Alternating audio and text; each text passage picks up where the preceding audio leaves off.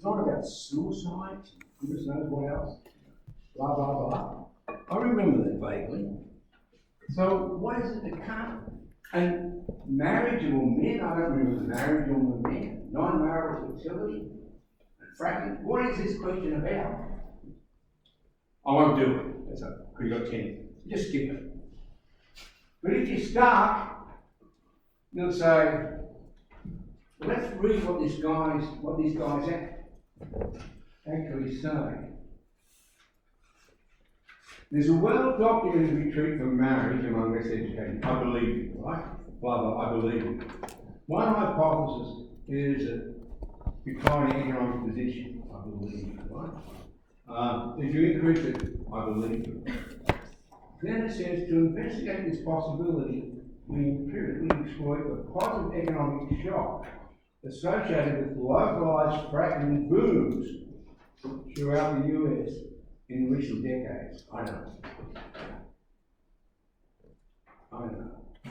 And then I said, oh, that's describe the research programs in mind, draw potential similar, what do you think is going on? Oh, and other articles you may have read in this course. So I'm saying, well, what's he saying? He's saying depressed economic conditions, booming economic conditions. He's saying fracking, that means you put a well here, but not a well there. If you put a well there, things boom. If you don't put a well here, things don't boom. I'm going with some areas, boom. And immediately the penny drops. I remember the lecture now. What lecture do I remember? You weren't there. You were there. I remember. That's before you dropped out of the lectures. What lecture is this about? Huh? What? I can't hear. Oh, sorry, I forget. No, it's not that. What's it about? Like China import. What's special about the China imports? The treatment, the import is randomized. The China imports are, you have an area here, and you give lots of imports down here. An area here, none. So, then I'm thinking to myself, oh God, maybe I can do this question. Right? Because it's the China question in disguise and upside down. What I mean by the China question is the auteur paper. Right? So what I say then is I say, this problem, right? This research strategy and this problem sounds very much to me like the auteur paper we did. The essence of the auteur paper is I take local markets and I see how they get shocked. And they want to be shocked by some exogenous effect. And the exogenous effect is the China shock. Here, the exogenous effect is there oil under the ground? Right? So then, that suggests to me that I can use exactly the same framework as auteur. And then off I go. Right? I say, well, first of all, I've got to identify the areas by shock. So I want to know where the fracking occurs and where it doesn't occur. And I want to also know the bigger the more money spent on fracking, the better. So the first question, can I identify the area where the fracking occurs? The second question, can I identify the areas where lots of fracking occurs? If I can't identify the area with lots of fracking, I can still get by with fracking and non-fracking, maybe. But in principle, I want to know big ones. If I can't, that's point one. Point number two is to do auteur, I've got to have lots of areas. So I can't do the study if I have 6 areas with fracking and 1 without fracking. Because I can't do a study on 7 areas. I've got to have lots of them. Okay. And then furthermore, if I've got the volume of the fracking, the money, that gives me more ability to move forward, right? Instead of saying yes, no, I can say, oh, a big or a little bit. Because that's what they did in auteur. Remember, we get lots of import shocks. We get medium shocks, we get no shocks. And then, so that's point number one. So I've got to get that data from somewhere, because it says data here, see?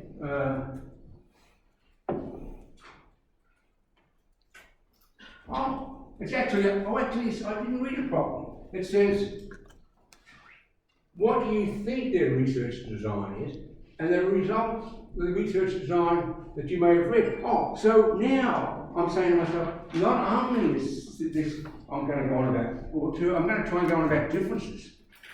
That's going to be trickier, right? That's going to be harder.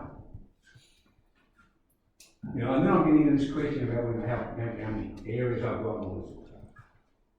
Then I've got to find out male earnings. So where the hell do I get male earnings from? Well, what they did in order to, blah, blah, they go to the Labour Force Survey, or the census, whatever it was, and they map that into the areas. So I have to have a code that maps the fracking area into the census. There, in Auturn County, they use commuter zones. They use commuter zones which somebody had already designed for the whole of America. The commuter zones were not only designed for that study. So that's good. So I go to get the commuter zone data, wherever that is, and see how it matches the fracking. If I find that fracking is the same in every zone that I've got in this area, then I'm in real trouble. But it can't be true, right? There's got to be areas where there's fracking in areas. So the next question I'm going to say to myself is, how wide do I want to go? Because, you know, if all the fracking is in,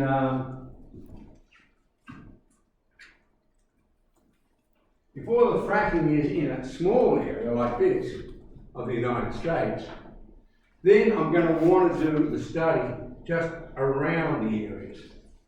I want to confine it to an area that looks similar. I don't want to have, for example, the fracking occurring in the Appalachians, where it's all depressed, and the comparison with California where it might be booming. I want roughly similar. So that's another idea I've got. Then I say,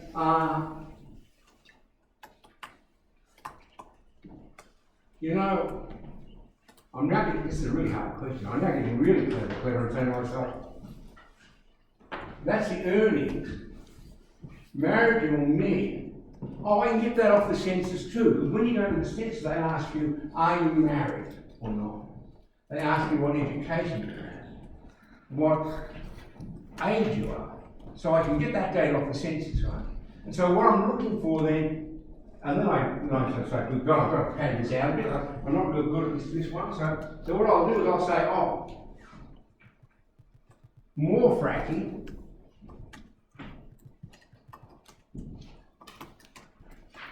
Marriage, right? And I'll draw what I'm looking for. What am I looking for?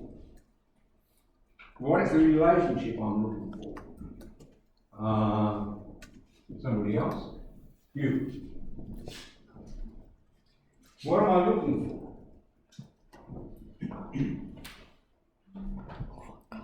This question. Huh? I can't hear nice on that. Sorry, positive reaction. I'm looking for a thing which says, oh, guess what?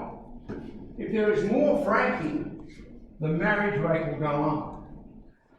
Right? Because the more fracking means that men who are unskilled can get jobs in the fracking industry, get lots of money, so the marriage rate for men is going to go up. That's the presumption here, isn't it? It says, there's been a well-documented retreat from marriage among less educated men. One hypothesis is the declining economic position of the men is partly responsible. So what this says is reverses it. It says, instead of thinking about declining, I'm thinking about fracking as improving the situation. That's what I'm looking for.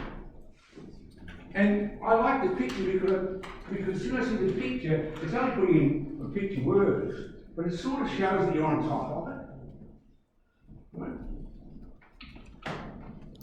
And then I can say, if I really get careful, clever, and I've got time to, I'm struggling with this question. So I could say, oh, I can regress the marriage rate against this using linear regression. and see whether the coefficient is significantly positive. Right. Well, what else I can say? Then I can say, one of the things I liked about the Auteur article, which I thought was really interesting, is that the boom of jobs and wages was related to welfare take-up. You remember, people lost their jobs and they went on welfare. So one of the things that would be nice to do here would be to see whether, as the jobs go up, people are drawn off welfare.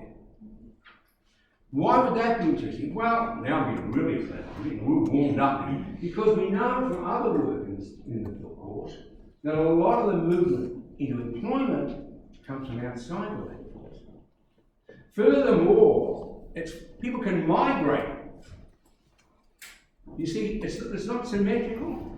Which is another point I can make. Boy, I'm getting really clever here, right? If you have a China syndrome and you lose your jobs, you've got to sell your house and move. If there's a boom, people can move in.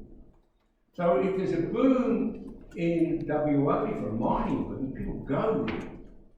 Fly in, fly out. If there's a boom in the west of China because the government's spending lots of money on some projects, the hands people go there.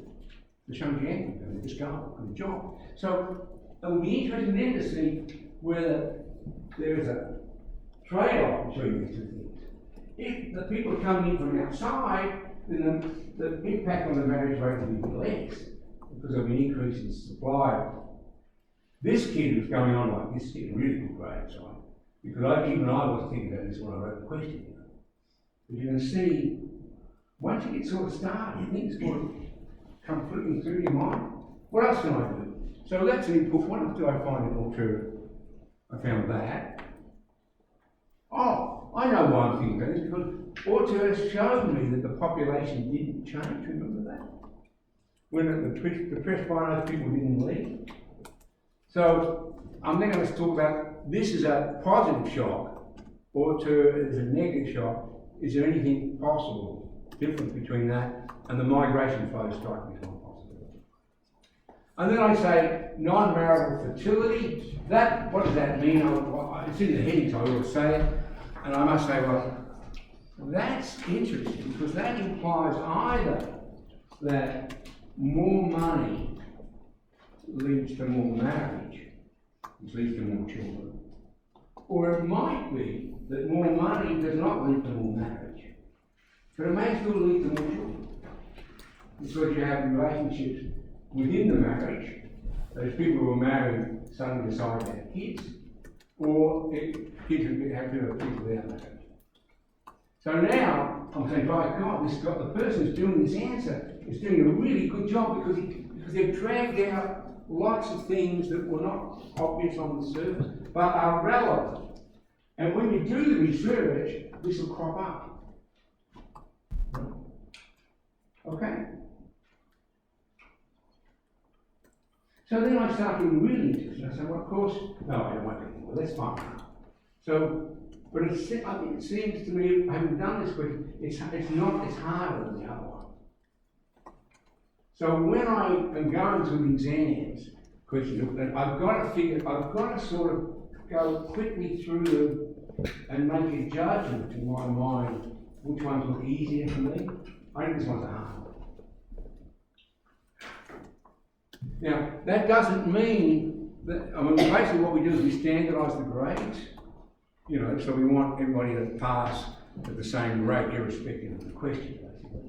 But you can see, I think it's a risky question. The other one was pretty easy, right? So that means that when you have the reading thing, when you have the reading time at the beginning, you've got to scan the whole paper quickly. Scan it quickly and figure out, roughly speaking, suppose you've got to do 4 questions. You scan it quickly and you mark the ones that you just don't think you can do. And so you end up with 6 or 5, and then you start thinking about which ones look as though they're going to be easy. And hopefully you've already worked out the answers. You got it? Okay. So let's do the next one. Is this useful, by the way? It should, because it's also providing a summary of the course, isn't it?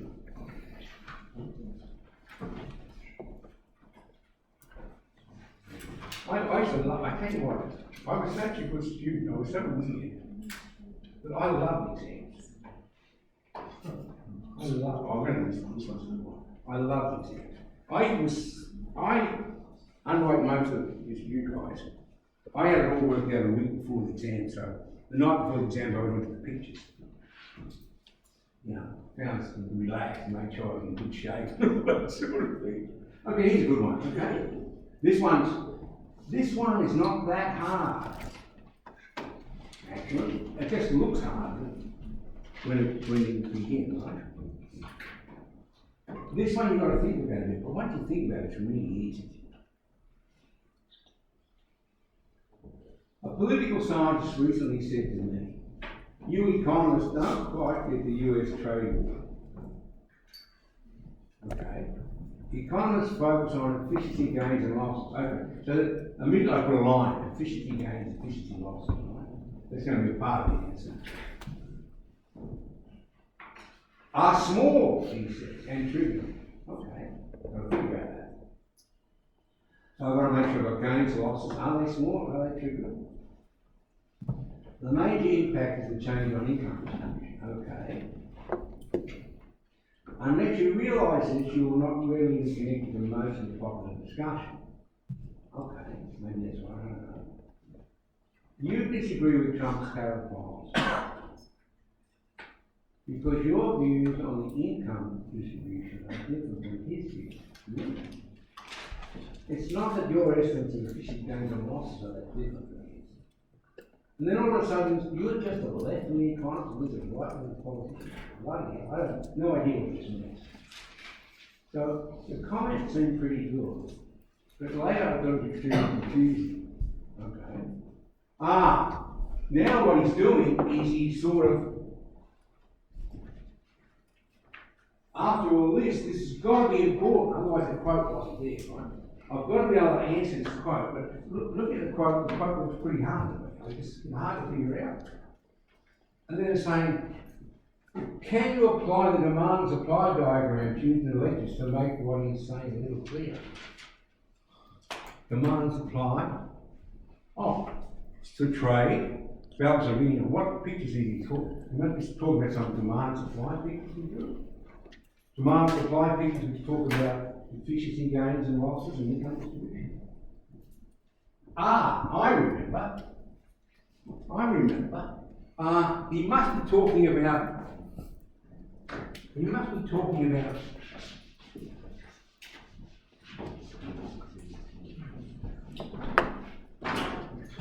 Talking about this picture. Now that I remember, the review went on and on and on and on and forever about this picture.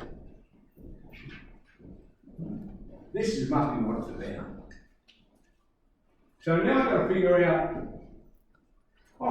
can I apply it to make that a little clearer?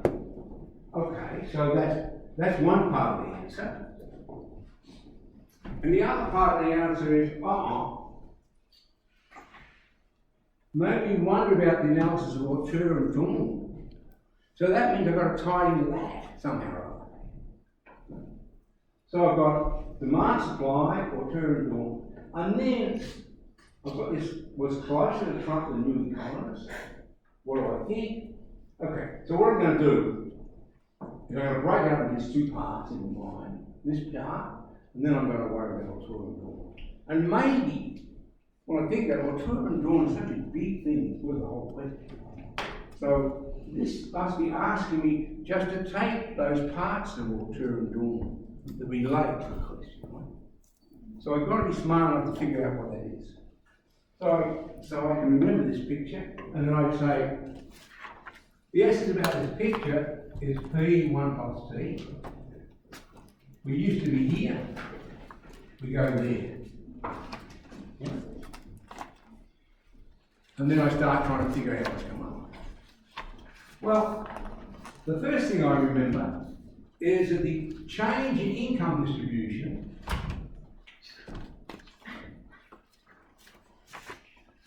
can be thought of like that. That is basically these people, whoever was buying the commodity, used to be able to get that, they're going to pay a higher price. So they've lost income. So that looks like the income distribution. Then, this is the efficiency losses. Okay. So immediately I can say, I look at this picture, and because the income distribution is the whole area, it's got to be bigger than the efficiency losses. Right? Because it's included. So that's, I've got that sorted out. And then I'm saying, okay. So where does Alterra Dawn fit in? Well, where Alterra Dawn fit in is they never discuss this. They discuss what happens when to the local production. So they're discussing, let's suppose this, they're discussing what happens when you go this way, right? That is, when you shrink, or bring it symmetrically when the tariff goes on when you go up. So, Alterra Dawn are discussing this, and they're focused, but they're not, when I think about it, they actually don't focus on efficiency gains and losses. What they seem to focus on is who loses a job. So they must be focusing on who loses a job. And in this picture, nobody loses a job. These resources just shift somewhere else. So they must be focusing on things like this. Who loses a job? And then I say they show this big. But what's interesting about this is that they never say, Alterra Dawn never say, oh, this used to be, say, the price. Forget about tariff money. The price fell because of the Chinese. Therefore, the consumers gained all this. They never line it up. So that made me wonder about Alterra Dawn because they are not talking about it. They're not closely related to diabetes at all. Because they never begin by saying, oh, the result of the rise in China is that everybody in America is getting shirts at half the price that they used to pay, shoes at half the price they used to pay, furniture, right? They never talk about that. So they've left all the income distribution in that macro sense out. But they've included the income distribution in the micro sense because they're focusing on who lost jobs in particular areas. Okay. We've done that. So then I say, well, that's okay. Closer to Trump. How can this be closer to Trump? And then all of a sudden I know, why is it closer to Trump? Why do I say Alterra is closer to Trump as the EU economist? Yes, you. Come on, I'm just staring you in the face, I'm just giving you the answer. Why does Alterra do like Trump and not like economists? Because he focuses on the losses. Because he's focusing on the losses of who? The jobs in the industry of the tariff industry. Right? So Trump is saying, I'm putting tariffs on because I'm going to create jobs in America. Which jobs? He's thinking about these jobs. He's not thinking about the jobs anywhere else. So he's really like Alterra Dawn. They're focusing on one aspect of the trade. And that's really interesting because if I met Alterra, who I'm going to meet in a few months, no, in a couple of weeks, when you're giving my name lecture in Singapore, or I'm meeting and I say, you're like Trump, he'll punch me in the nose. Because he'll say, I'm a professor of economics at MIT and famous in years. But he's playing Trump's game. He does not begin his paper by saying, oh, the advent of China is to do this. Or the advent of China is to create this continuous movement. You got it? So I've got that far. So I've linked to all two. Now I've got to go back and I've got to say, have I done everything? So I would say, economists focus on efficiency gains and losses. Well, the first thing I'd say is, I agree that these gains and losses are pretty small, but it's not true that we all do that. Right? But all two are doing that. Income distribution matters because, now this is another interesting point. When you look at this picture, suppose you put a tariff on, you go up and back down a minute. What you're really doing here is you're taking income away from the consumers and giving it to somebody else. So what you should be doing is you should be thinking about who we're giving it to. Because there's different income distribution groups going on here. So my final point, I guess, is, this is an income distribution, because this, I take the income away from consumers and give it to people who will pay taxes. Right? It goes to the government revenue. So, if the consumers and the people who either save taxes or spend taxes are the same, I can write this with a neutral. But they may not be the same. So that's the thing I've got to look at. Then some students finally say the following.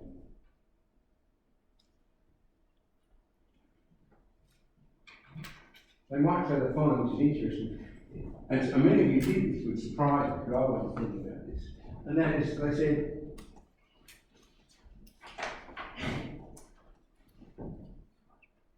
if you put a tariff on China, the question is who pays for that? If the Chinese price from China stays the same, the Americans pay. But if in response the Chinese price falls, then the Chinese pay something. So my final remark on this exam question, by the way, there's another income distribution thing that wasn't, there's not really studies in this question that clearly, but there is the question of the income distribution change between China and the US. Because Trump, and that's sort of interesting, because Trump keeps saying that the Chinese are paying. And he thinks the Chinese are paying because of this area. But in fact, whether they pay or not depends on whether the price they charge is up. So that's that question. Now I've got the problem with this question now that I'm laying out is that if the logic flows not quite as clean as it does. But you can handle that easily by a new paragraph in this case. Alright? Left wing, then I say, none of this analysis that we're doing really turns on whether you're a left wing economist or a right wing politician. It really turns on what you want to focus on. So, you want to focus on that, you want to focus on that. It's not clear to me a priori whether the left wing or left wing focus on right wing. Because Trump focuses on this. If I was a left wing, I would focus on that too, because I might be more sensitive to job losses. So the final remark, I think, is just sort of a bit of a red herring to me. But you might mention it. Okay. All right. Do I want to do one? I might do one. Let me see. I might do one more. The free. This was a free exam question. This was put on for all the dodos who can't think too well. Right? Unfortunately, it didn't help that much. It was badly done. I deliberately put this on because it was easy. I thought I got it in one easy. Yeah. The only subtlety about this is the way you discuss it. So the first question says,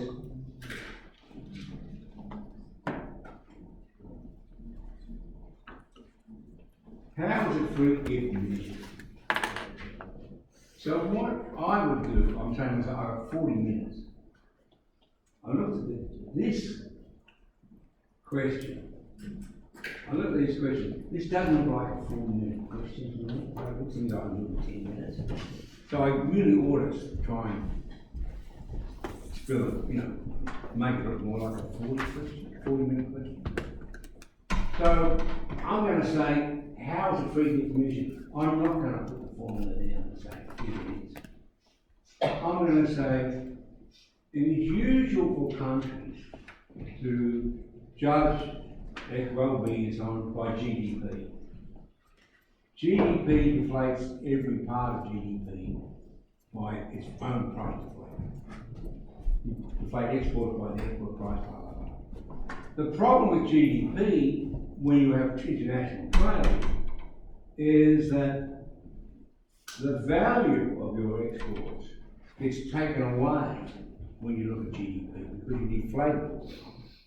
But what you really want to know is you gain income if the value of your exports rises compared to imports because of the prices. So to meet this problem, people have adopted a process of incorporating terms of trade in the calculation. The way they do this is they take exports deflated by its own price deflated out of GDP, take it out of the equation, and add back in exports deflated by the price of imports. I do a little bit of algebra, and then I show you the formula. GDP plus X times in terms of trade minus 1. Then I say, this means that you get two sources of income. One is any stimulus that, let's say, trade brings to GDP on the one hand, and two, any price effects. Then I'm saying, if I've still got time, then I can say, and by the way, if I've got a bit of time, I add, by the way, this can be very big. For example, Australia gained, they're shown by Gregory and Sheehan, blah, blah, blah. Australia gained a lot of profit.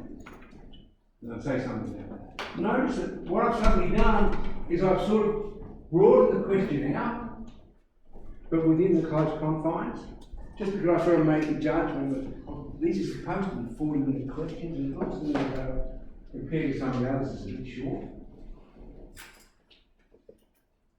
Then the next one, which everybody knows got wrong, if the Chinese deliver the free gift, how does Australia cash it in? Well, that's just asking you to repeat the formula. The way you cash it in is you buy more imports from the same volume of exports.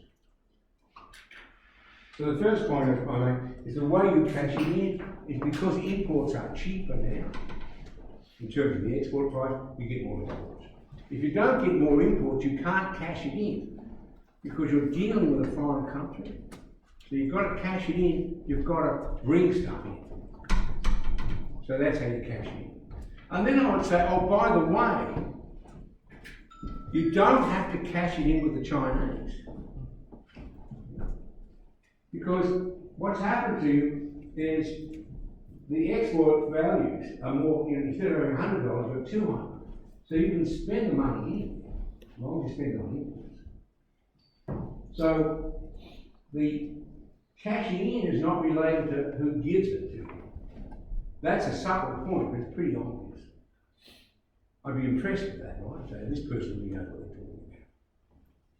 You understand? Okay. So that's cashing it in. Then I would say, maybe I would, depending on how much time I had, because I think it's an easy question, I'd leave this one last. I'm doing an exam, right? So I've got a lot of time, then I might go to the next step, and I might say, well, it doesn't actually ask me this, but I could say, who cashes it in? And then I'd say an important part of this is what leads to people buying more imports. What leads to people buying more imports is the price of imports fall. How do the price of imports fall? Because the terms of trade lift the exchange rate. So when the price of imports fall, that means, now I'm getting really clever, that means that people who cash in may have nothing whatsoever to do with the exports. E.g., I gave you a case, lone mother in a suburb somewhere buying clothes for her kids. The clothes are made in China, they used to be worth $2 a shirt, now they're 50 cents. So she's cashing it in, even though she had nothing to do with exports. And she's cashing it in because she is buying the imports cheaper. So, you know, I'm sort of padding the questions out. Now, this is amazing. Having done 1 and 2, I answered 3, and you've got no idea how many people got points from 1 and 2 and then lost them all through question 3. I couldn't believe it. Why did America not receive a free gift? It's so obvious. The answer is, the way you get a free gift is the terms of trade improve. So if America didn't get a free gift, its terms of trade didn't improve. Why didn't they improve? Well, they weren't selling on the export market those products and priced out. You have no idea how many people in the class said, oh, the US didn't get a free gift because it has a balance of payments deficit with China. Right? And Australia has a surplus.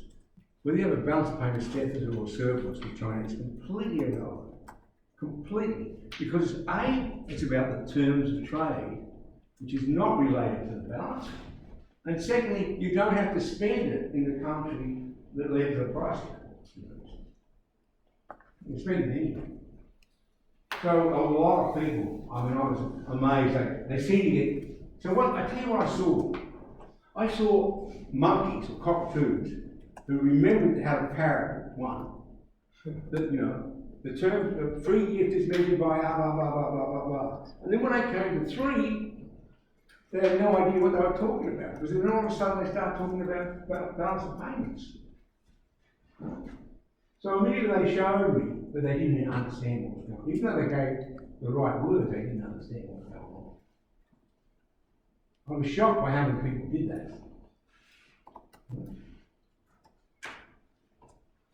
Now, if Australia spends a free gift this year, will there be another free gift next year? Well, the answer to that is, it doesn't matter whether you spend it or not. What the free gift is the change in the terms of trade. Right? And as long as the terms of trade stay, you've got it. So you can't get rid of it just by spending. The only way you can get rid of it is if the export price changes or the import price changes. And you're a small country, so what you do doesn't affect that. So the free gift is independent of your actions, which is really neat. Because it's the price of exports and the price of imports. Unless you can do something to affect the prices, it's really independent. In the longer term, you can say, oh, I'm not going to export any minerals and grow them all up, and that would, you know, obviously hurt you. But that's not what's going on. So,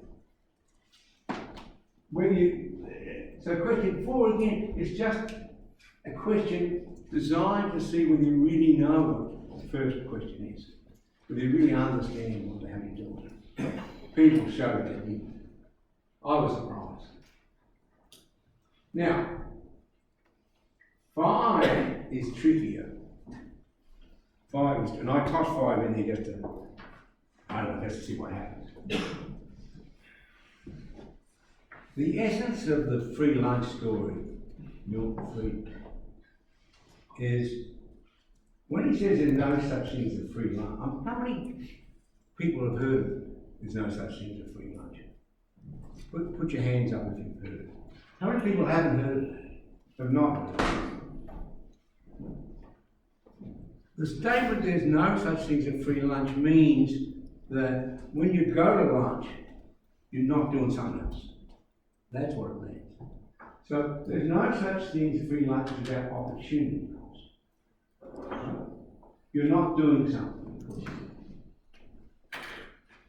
What's the essence of the terms of trade improvement is the price of exports goes up, but it doesn't cost you anything. You didn't do anything. Right? There's nothing you did that led to it, and there's nothing you did that will take it away. It just gave. So, it's like, if you say there's no such thing as a free lunch, that sort of implies that you go to the lunch and you give up something. If, on the other hand, instead of going to the lunch, a guy says, here's $50, and you don't go to the lunch, then the $50 cost you nothing, unless he's expecting something in return. But the Chinese say, aren't expecting anything in return. Well, not yet. And if they are, it's got not to do with economics, it's to do with politics. So that's that. Okay, so I'm going to stop now. Now, every answer I've sort of given, the first thing is, can I fit in 45 minutes? Some of them are a bit big by now. The second is that that's what you're supposed to do